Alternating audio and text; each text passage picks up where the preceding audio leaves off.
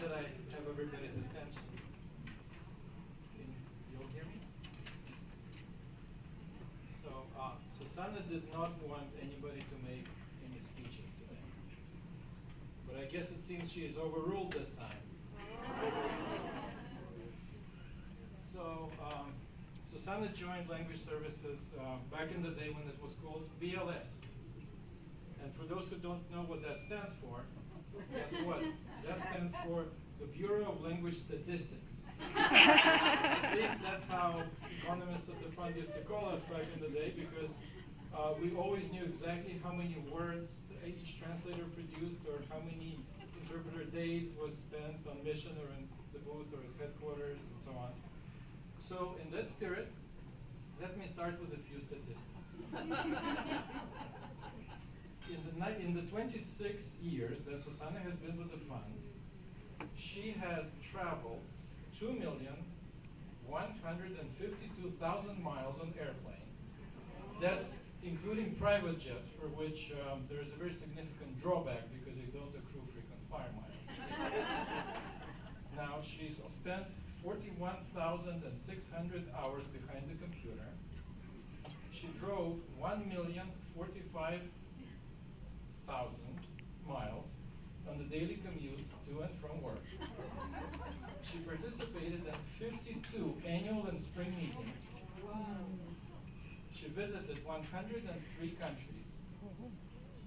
And she gained a countless number of friends and a second family, which we call the Crazy Bunch. Now, the source, of course, is IMF staff estimates. Now, on occasions like this one, it is customary to tell or remember funny stories of your colleague who is retiring. And since Susanna is a very special colleague and a dear friend, the stories will be especially embarrassing.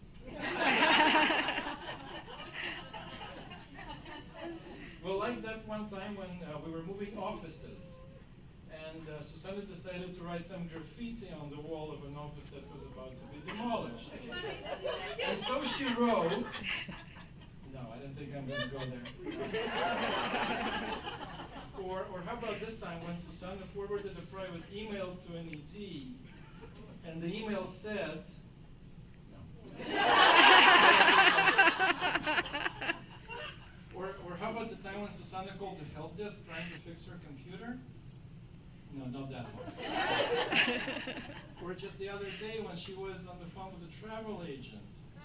Well, as we say in interpretation, better them than us. Now, on a more serious note, Susanna really holds herself and all those who work with her to a very high standard. And she always keeps us on our toes.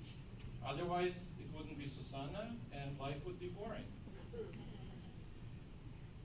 And everyone who knows Susanna knows that you cannot really find a more caring, compassionate person who would always go an extra mile for you, an extra 500 miles if necessary, to help a colleague or a friend in need. Susanna created interpretation services as we know it today. She built the team, the business process. She created canned emails for others to reuse. And most importantly, she created traditions. We celebrate our birthdays together, we party together. As we say in interpretation, the team that eats together stays together. Speaking of which, food is sacred in interpretation services. To tell you a secret, we call our team meetings tea meetings. Well, not because we don't discuss business there. We actually do have very heated debates at times. But that doesn't prevent us from sharing a cup of tea or sometimes a cake.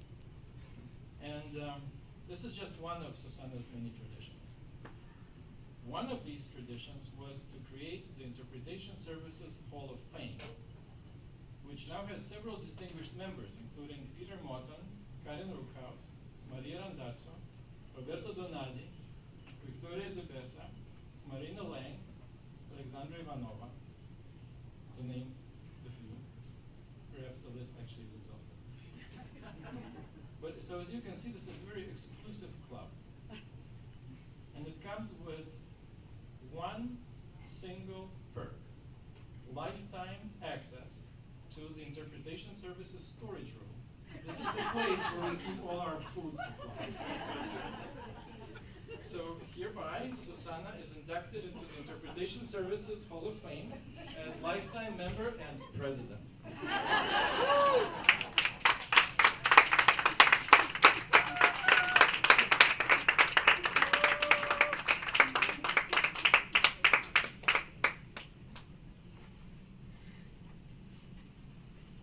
Well, as Sergey said, Susanna did ask for no speeches. He can not abide. I have to. She's still my boss.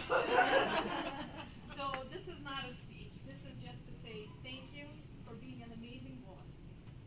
Thank you for creating a work environment that everybody is just dreams of and would have. I also want to congratulate you on retiring with respect, love, and admiration for you from your colleagues around this room and around the world. We want to give you a trophy for the best books. Is what will go in here. It's the things that you will never have to deal with again. APR. Braces. UAT. Budget. Statistics. Mandatory training. There are a lot more, but I think this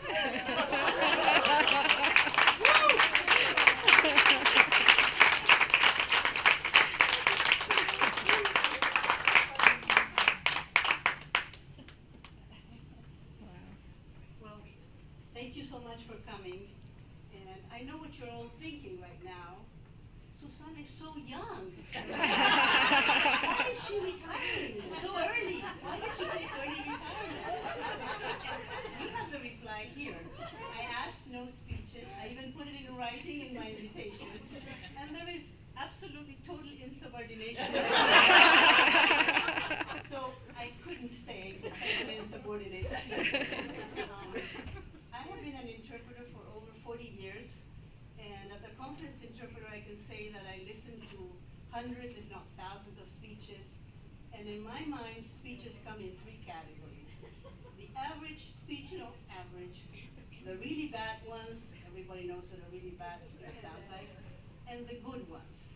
And since I have investigated this fully and I have researched it, good speeches are always short.